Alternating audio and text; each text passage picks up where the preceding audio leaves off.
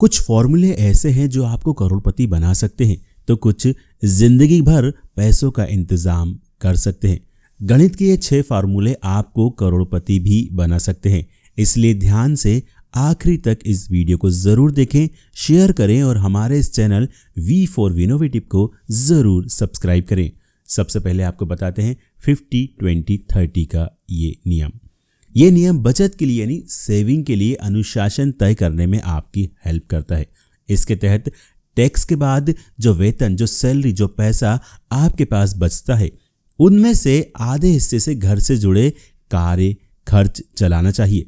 20% को short term goal के लिए और जो बचे हुए 30% है उस पैसे को लंबे समय के लिए अपने गोल पूरा करने के लिए रखना चाहिए। Rule number 2, 15-15-15 rule.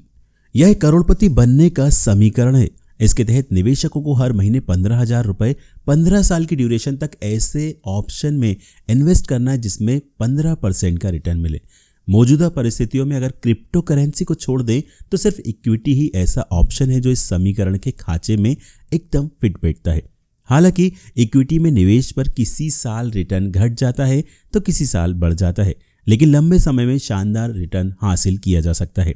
इंडिविजुअल निवेशक इस समीकरण के तहत 15,000 रुपए की हर महीने की SIP शुरू कर सकते हैं। रूल नंबर 3, 72 का नियम।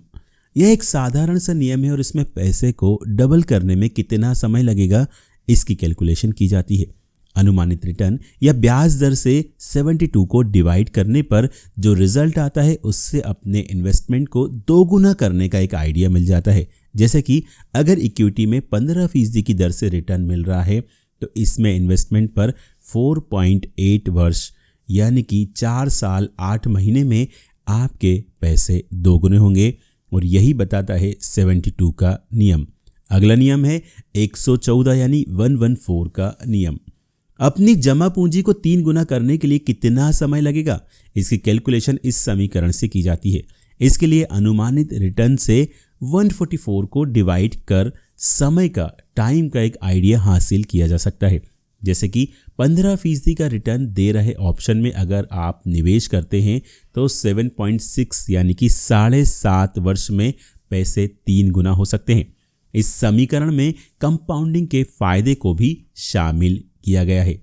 अगला नियम है 144 का नियम। अपनी जमा पूंजी को 4 गुना करने के लिए कितना समय चाहिए इसके लिए अनुमानित रिटर्न से 144 को डिवाइड कर एक अनुमान हासिल कर सकते हैं। उदाहरण के लिए 15% के रिटर्न विकल्प में निवेश करने पर 9.5 साल में आपके पैसे 4 गुना हो जाएंगे। यही कहता है 144 का नियम। और आखिरी नियम है 100 माइनस आपकी एज, 100 माइनस उम्र। यह नियम एसेट एलोकेशन के लिए है, मतलब कि अपनी पूंजी का कितना हिस्सा इक्विटी में निवेश करना चाहिए। यह समीकरण बखूबी बताता है। इसके तहत अपनी उम्र को 100 से घटाने पर जो संख्या प्राप्त होती है वह इक्विटी एलोकेशन का हिस्सा है। फॉर एग्जाम्पल 25 वर्ष की उम्र के किसी शख्स को अपनी निवेश पूंजी का 75% इक्विटी में निवेश करना चाहिए, क्योंकि 100 माइनस अगर आपकी एज 25 ईयर्स हुई तो 75% आता है। तो इसलिए आपको अपनी निवेश पूंजी का 75% इक्विटी में निवेश करना चाहिए। इस समीकरण में यह बात निहित है कि कम उम्र में रिस्क लेने की क्षमता अधिक होती है और लॉस को रिकवर किया जा सकता है। उम्र बढ़ने के साथ रिस्क लेने की क्षमता कम होने लगती है।